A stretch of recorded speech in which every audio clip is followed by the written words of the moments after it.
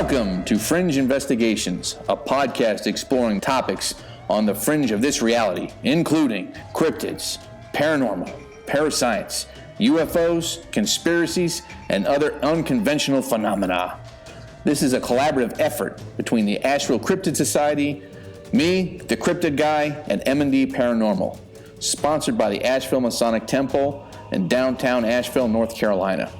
If you would like to share a paranormal story, or you have evidence, or if you're interested in being a guest on our show, please contact us at 828-782-3766 or 828-484-1637.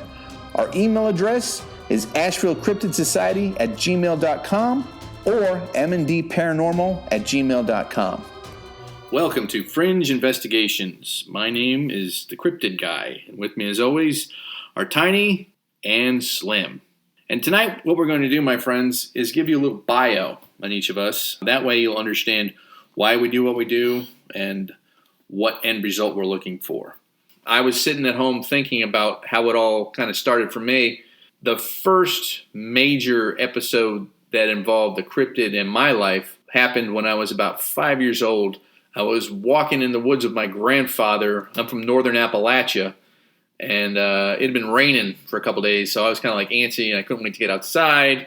And my grandparents used to come over every Saturday and have dinner. So I was walking in the woods with my grandfather, and we were probably in maybe a mile and a half. And I looked down at the ground, and I saw this massive footprint. It was a barefoot footprint, but I remember how big it was because I remember, I was a 5-year-old kid. Anyone's going to have a bigger foot than me, but I remember putting my foot next to it, and it was so much bigger than, say, like, my dad's footprint or my uncle's footprint or my grandfather's footprint. It was huge. It was probably 19, 20 inches. Wow. Probably about 11 inches wide. The thing that really spooked me about this whole incident was my grandfather looked at it, and he freaked out. Like, he actually looked shocked. He was actually scared. There's a whole lot of folklore in my family. Some of it's complete ridiculousness, and some of it's true.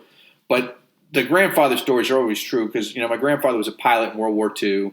He'd been shot down, I think, 3 or 4 times. He was a highly decorated man, and he never spoke about it, did not ever talk about anything. And when he got back from World War II, apparently he just disappeared in Alaska for a year. I guess that was his way of coping with the horrors that he'd seen. Because when he came back to Boston, he met my grandmother, and boom, the rest is history. But I never ever remember my grandfather being scared of anything except for this one incident. It wasn't fear. It was kind of like anger. I don't know if that makes sense because he had this look in his eyes like he was ticked. We went back to my parents' house, and we got there at a pretty good clip. I mean, we were hustling. And my dad was sitting on the couch in the living room with his brother, and they were having a couple beers. And my grandfather went over to both of them and grabbed them, and he starts talking to them about the boss of the woods being near the house, and the kids shouldn't go out, and there's a safety issue now. And he starts asking my dad, what caliber weapons does he have? He actually thumped my dad in the back of the head. I remember that as plain as anything because I thought it was the funniest thing I'd ever seen because my old man used to thump me in the back of the head like little and I watched my grandfather do it to my dad and my uncle. So it was just I remember laughing at that. And my grandfather, he goes, come here, you're coming with me. And we got in his car, and he had this big old Ford Galaxy. And we went right to his house. I went upstairs with him in his closet, and he's got me carrying all these guns. And we go back downstairs, back in the Galaxy, back to my parents' house. And he's giving my dad all these guns. And my dad's like, Dad, I don't need them, blah, blah, blah. He goes, you take them. You never know what you're going to need out there. I'm telling you, that thing's out there. They had a little private session where my sister and I and my cousins were escorted out and told to go play in the front yard, but don't leave the front yard. And then, the kids went to bed. Now, something must have happened that night. And I don't know what it was. I was asleep. But something must have happened because when my dad woke up, get ready to go to work, he actually got up earlier. He got dressed. He had this old denim coat. He put that on, and he grabbed a 12-gauge shotgun. And the second he opened the door, he racked one in the chamber, and I watched him walk outside in front of the entire house. He walked the whole perimeter of the house. He went behind both barns. He went behind where the dog's run was. He came back. He went down the yard again. And then right about halfway, he just fired 2 off in the air. Boom, boom. No idea why. So this is a guy who sounds like a boss himself. And I've heard a couple more stories about your grandfather. He was a boss. Oh, and yeah. he's calling something else this boss of the woods. Yeah, oh yeah, definitely. And this is my dad. My dad was a very, if I don't see it, it ain't real, blah, blah, blah. This exact routine kept going on for, I want to say, well, all of summer and probably up till it started snowing. I remember going with him on an errand just to buy more ammunition because he had shot all the 12 and I'm 5 years old. I have no idea what's going on. I don't know what the boss of the woods are. My old man, for him to do something like that, something had spooked him. So I'm just imagining, or I'm guessing he had seen something or encountered something. Probably what I'm guessing is my grandfather probably took him and my uncle in the woods and showed him the footprint. That's what I'm guessing, but I don't know. I never got to ask him. My grandfather died about a year after that, and I never got to ask him about any of his experiences in Alaska or what his encounters with the boss of the woods were over there and how he knew what it was. This isn't New England. This is in Appalachia now. This isn't in Alaska. After hearing that and remembering that, when people say, oh, this is only in the Pacific Northwest or something like that, Bigfoot and cryptids, they're everywhere. They're not just in one local area. That kind of reinforced that with me. And the other significant encounter I had was about 9 years ago. I was driving. To be honest with you, I got a little lost on the Blue Ridge Parkway, which can be easily done. My wife had fallen asleep in the front seat, and we were just driving. And I looked down the embankment, and I thought at first it was this huge bear. I kind of slowed down to about 5 miles an hour, and I remember just looking. I can only describe it as seeing a werewolf. It had these piercing greenish yellow eyes, and it was alert. It was looking at everything. Like, he was on. Like, nothing was going to get past this guy. I mean, you could just tell. And he was just massive. It was black. I didn't see its legs, but it was sitting on this huge rock, and it had its arms in front of it. It was just like sitting like a dog would. But it was just so massive. I just couldn't comprehend what I was seeing. And as I'm looking at it, it locked eyes with me for like a second or two. And then it just turned its head and just looked, like it could have cared less that I was there and seeing it. It just did not care. I was about as important to him as like a mosquito buzzing by. He just could have cared less, and I just kept driving. And I remember thinking to myself, did I just see that? Not only did I see, what did I see? Because werewolves can't be real, so what is this thing? And then you have, this whole dichotomy in your head of what's going on. Am I going crazy? Did I really see that? Am I misidentifying something? And then I remember thinking, and I even remember thinking, even when I look back at it to this day, I have to be honest, it was a terrifying incident, but the only reason why I was terrified is simply because I'm seeing something that's not supposed to exist. And I have to think of it this way too. If that creature had wanted to do me harm, there isn't a doubt in my mind it could have jumped up, knocked my little Honda off the road, ripped the door out, and done whatever it wanted to do.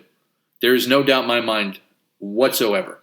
So, when people have these reports about, they call Dogman the crypto terrorist and all this other stuff, I can understand why. But the other thing I look at is maybe they're not as nasty as everyone makes them out to be. Maybe there's a lot more going on upstairs than what we think with these creatures.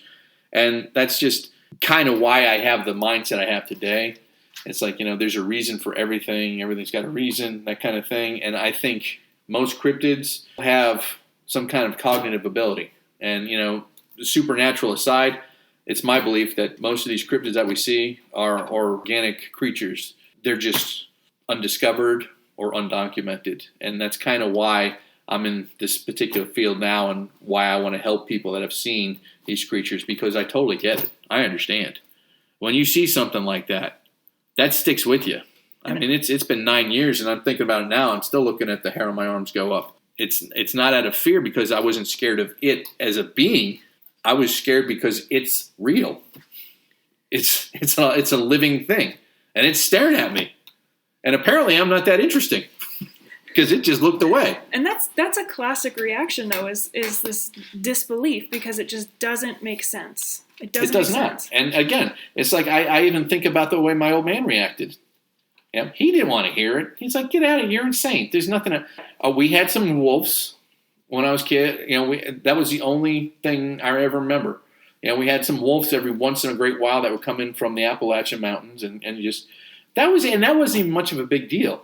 The worst thing he did was knock over our trash cans, and then I had to go clean that up. And now you've been doing Cryptid Investigations for what, like 20 years? Almost 25 years. Yeah. In some form or another. I've probably investigated every state, definitely on the eastern continental United States, parts of Canada, Ohio, Nevada, Texas, a lot of Florida, a lot of Georgia.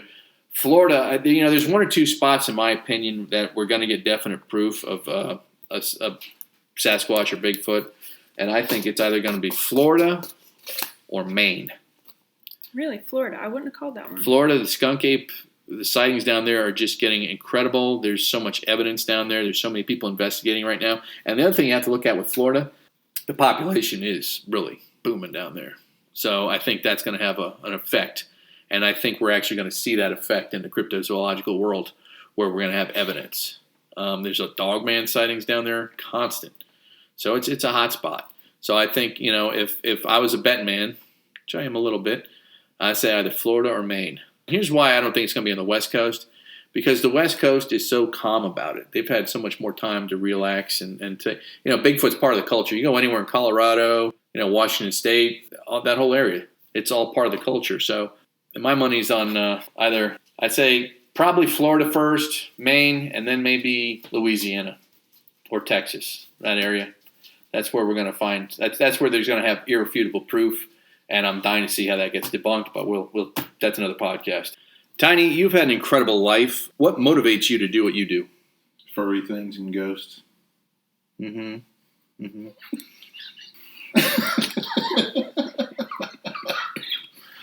Well, I grew up in what a lot of people call a power place in eastern Tennessee. It was a special place out in the middle of nowhere. Those experiences, they were positive for me. They led me down this path to where I've met so many eclectic people, experienced so many eclectic things, and still keep progressing in that direction. Not everybody has good experiences, though. What I really want to do is help those people. Give them a place to turn. Let them know that they're not necessarily crazy. What one event or sighting or experience that you had when you were younger sent you down this incredible path in the paranormal and the cryptid world? And not only an incredible path, a path where you have actually been a trailblazer in many, many aspects paranormally. What set you on this path, Tony? It's really hard to narrow it down to just one experience. But I'll be happy to relate one. It began one night when my parents, being a married couple, got in an argument. My dad was asleep in her bedroom. My mom got mad and said, well, I'm going to sleep on the couch. So that's what she did. The way the rooms were laid out was my bedroom and the bathroom were between the two. I'd gotten up some point through the night, went to the bathroom, done my business. I hear my mom. She says, Daniel, did you just go in your room? I said, no, I'm still in the bathroom. And, of course, she asked me, she said, are you sure?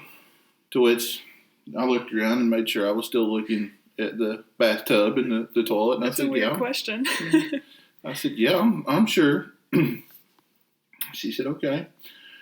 Well, come to find out the next day what had happened, she had saw what we would now call a shadow man. I didn't know this back then. This was just the beginning for me. It had walked out of my room, looked at her, dropped its head, looked at the floor, shook its head, walked back into my room. Now, one of the odd things about it was she said you could see the hallway light behind and through the head. At the time, I'm a fair-sized fella now, but at the time, I wasn't tall enough to block that light. I am now. You can block the sun now. Yeah, well, it's because I'm so light. I reflect it. Radiant. Opaque. It's my favorite color. But I could block it now. And then I couldn't. And she vaguely, or not vaguely, but she really remembers being able to see the light through the head of this thing. And at the time, I was learning astral projection, things like that. And it often makes me wonder what people do. I wish, they could have changed. I wonder sometimes if it weren't me that went back. or if it was just something that was there, because this was a power place. So many things happen. That's what set me on this path. I've met so many great people doing it, and I want to continue. It's not even about proving it's real.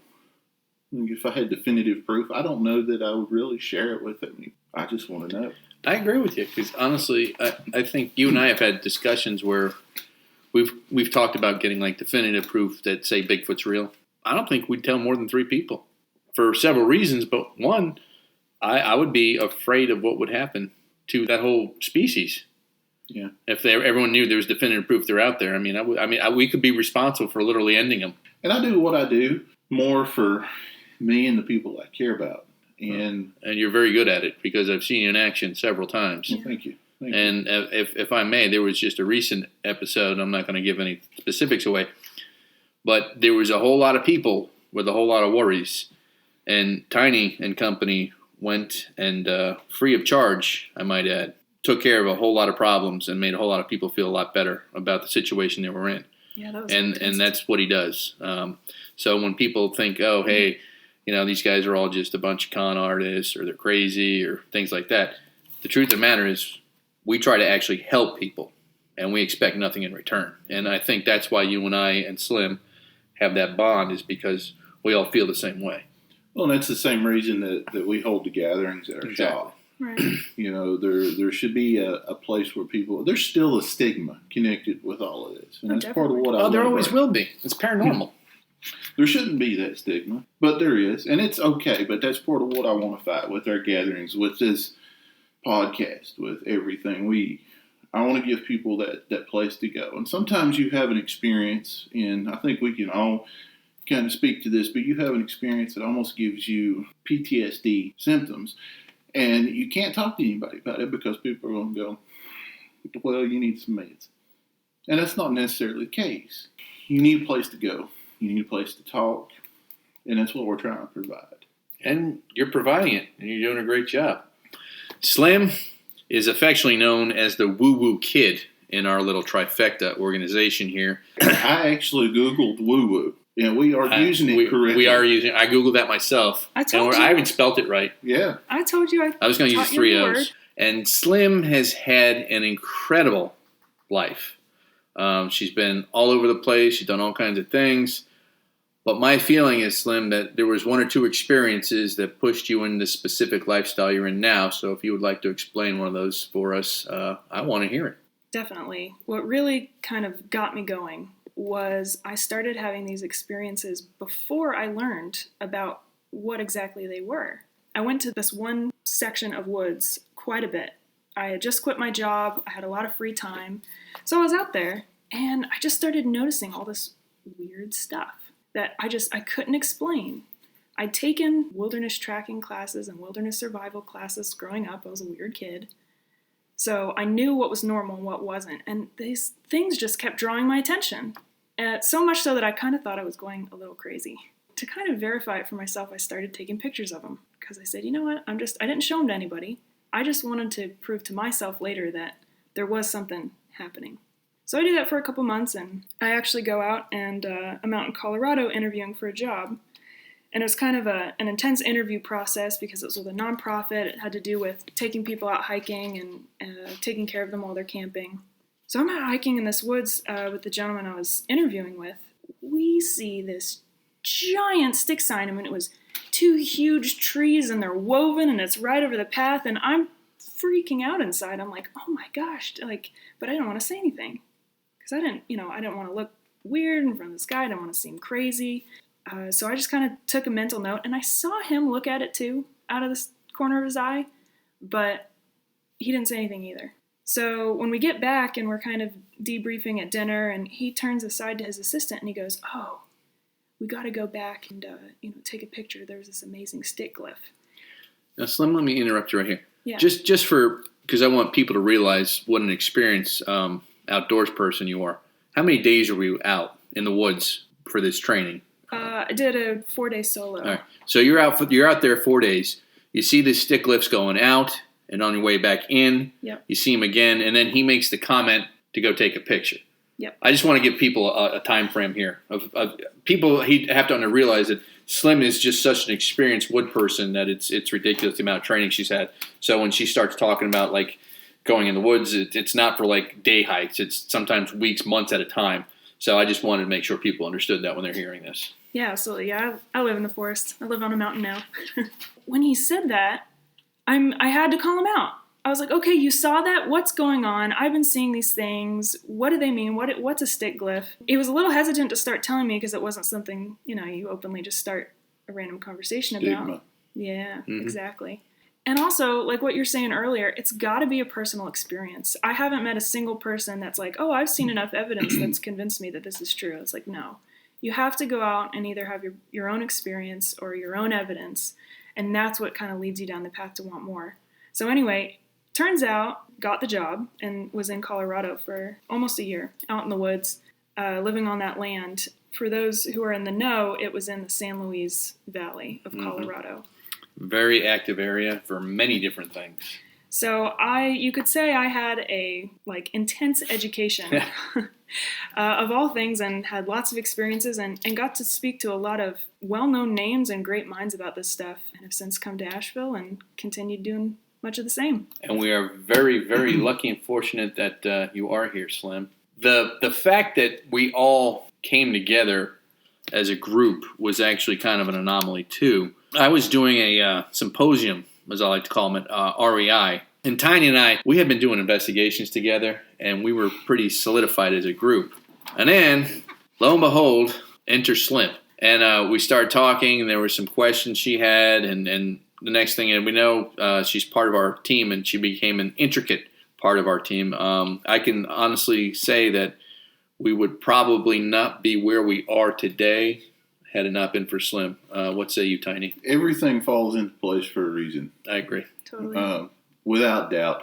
And since this is an intro podcast and we're letting everybody know a little bit about us, I feel like that we should say that Cryptid Guy here and myself, we both have backgrounds in psych.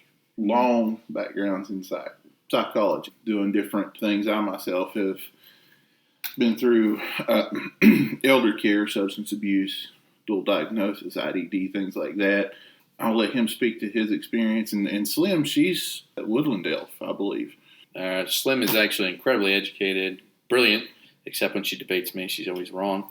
But that said, I think everyone here has an education level that puts us at the perimeter of where you could say we're not crazy when we talk about what we talk about. We use the scientific method. I'd say for the most part we're debunkers, to be honest. I mean, I'd classify, if we're going to classify ourselves, I'd say 99% of the time we're debunking something. Well, that's the first thing you have to do on any investigation, whether it be paranormal or cryptid or anything else. You have to go in and look for the logical explanations. Exactly. Well, and you guys are coming in with the psych, which, by its nature is pragmatic. And I'm coming from a philosophy perspective, which is foundationed in logic. So exactly. And that's why it works. And that's also why we want to give people a safe place to go. We understand the effects, the mental and emotional effects that having an experience can give. Now, I've not had quite as serious an experience as you have, cryptid-wise, but I've had more paranormal experiences than I can relate in 2 or 3 shows, probably. Well, I think you're a magnet for the paranormal because every time I end up doing something paranormally with you, my friends, I'm not much of a paranormal guy. I'm definitely more of a cryptid guy. That's even, says it in the name. But when Tiny, has an investigation, I do know my way around an e-meter. I've done paranormal stuff in the past, and if Tiny needs help, I'm more than happy to help out. But it's like every time Tiny gets a call for help, he's there, his team's there. And they do whatever it takes. They do the amount of research Tiny does and his organization do are incredible. It is incredible. So when he goes into a place, he also knows when the building was built, who lived there, for how long of a period of time, was there any crimes committed there, all this stuff. All this hard work is put into these investigations, and he does that specifically because he wants to make sure he knows what he's getting into. And when you do research like that, correct me if I'm wrong, Tiny, you have a better idea of knowing what you're against. Certainly. Yeah. Is that a fair assessment? So, I mean, again, it just boils down to how we use the scientific method, and we use logic, and we use research in all our endeavors. And I think that's one of the most important things you can do, because especially in our realm of, cryptid and paranormal investigations, you're right, there's a stigma. Those people are crazy. They're just trying to make money off other people. They're con artists. There isn't one piece of evidence we don't take or collect where we're not afraid to show it. So I think that's what makes us a little different than most people. When we go in and do an investigation, a client's confidentiality is very, very important to us. If a client says, I don't want anybody to know we're here, they never know we're here. We just had one that I didn't even drive my truck because I have the logo on it. Mm-hmm. So some of that evidence, I have some great evidence that I can't share, but that's for confidentiality purposes. Even more on the paranormal field and then in the cryptid field, if people were more honest about the evidence they've collected, I think we would be more respectable as a group. I can agree. And I'm grouping everyone together as paranormal investigators, cryptid investigators, because it is a science. And I really believe that. And you have to be scientifically minded to do this. I mean, a lot of people, I love it. They go out there with the ghost meters, they get a reading. Oh, look, there's ghosts. But that's not even a million percentile of it. That's nothing. I mean, you go by the wrong power cord, you can set that off. Exactly. So it takes research, it takes time, it takes effort, and it takes a lot of patience too. Let's be honest. Oh yeah. I mean, it takes patience. It's like fishing. I have to agree with you on the M&D investigations, because I've had the privilege to join you on a couple of those, and those are phenomenal. And just the amount of equipment and thought process that goes into all that, and for that matter, the cryptid investigations too. I mean, I spent a lot of time out in the woods before we made this team. And the cryptid investigations that we went on were top notch. C knows the forest around here really well, and also has been doing cryptid research for so long that he's picking up on all kinds of signs and was able to lead us off trail, miles into the woods, following these kind of signs that even I was having trouble noticing, and walks us right into this amazing spot, which I know we'll share that story at a later podcast. I'm still kind of riddling out how you put that together, so he's got some kind of spidey sense going on. I do my research, and the truth of the matter is, you're only as good as your team. And that's why I have said this since the day we all started working together, that I feel so lucky to have you guys, not as just, you're family to me. And I honestly think everything happens for a reason. It's for the betterment of people, in science. I think we can do something. I really hope we can. And that's what this podcast is about. We want to help people. Well, that's why we have the eclectic shop in Marion, is so that we can supplement what we really want to do. How many hours of footage do you go through in one investigation? My friend, I've seen this. I've seen the amount of information Tiny collects. All right? I believe he's done 3 investigations and filled up a terabyte flash or a terabyte hard drive on 3 investigations. It's huge amounts of data between the audio, video, and anything else. We don't just use equipment either. Slim and myself were doing some woo-woo stuff on a recent investigation, which we apparently caught on camera. Mm-hmm. And I can't wait to see that. We had the people watching. Are you going to post that? Possibly. Slim, let me ask you a question. If you could be any cryptid, what would it be? Ooh, any cryptid. Probably Mothman. Mothman. Why, a harbinger? Because he gets to fly around, and who doesn't like that one shot of him on the bridge? It's like, that is pretty cool. I believe Slim's talking about the Mothman in Point Pleasant, West Virginia. Was that 1967? Yes. Mm-hmm. Yeah, okay. Tiny, if you could be any cryptid besides the obvious Yeti, what would you be? He is a Yeti. I know.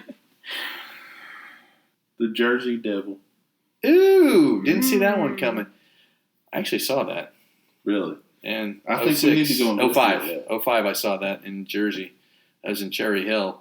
That thing was huge. Had no idea what it was. No idea. I think he's cool because he can walk up walls. Come on. Supposedly he looks like he's got horse hooves. I don't. Goat hooves. Goat hooves, horse hooves, whatever. Well. What about you? What about me? I'm going to go with my man Squatchy. Classic. The foot. But I want the cool, I want the cool, the biggest Bigfoot, the big guys that are up in the Pacific Northwest. Not the little guys we got around here. Only the biggest Bigfoot. Yeah, I'm going alpha. If I'm doing it right. I want to eat a yak for breakfast or something like that. It's okay. I'll be your air support. That's cool. We can work it out. It'll work. All right, my friends. That is the end of our introductory episode. And just a reminder, we are brought to you by the Asheville Masonic Temple, an event venue located in the heart of downtown Asheville, managed by Shea Brown Events, an event and venue management company. For more information, call 828-239-0928. Ask for Shea Brown.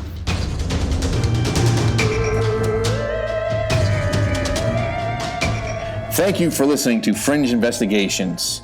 Remember, if you or anyone you know has a story they would like to share, or you're interested in being a guest, contact us at 828-782-3766 or 828-484-1637. Our email addresses are AshevilleCryptidSociety@gmail.com, CryptidGuy001@gmail.com, or mndparanormal@gmail.com. Keep an eye out for our next episode.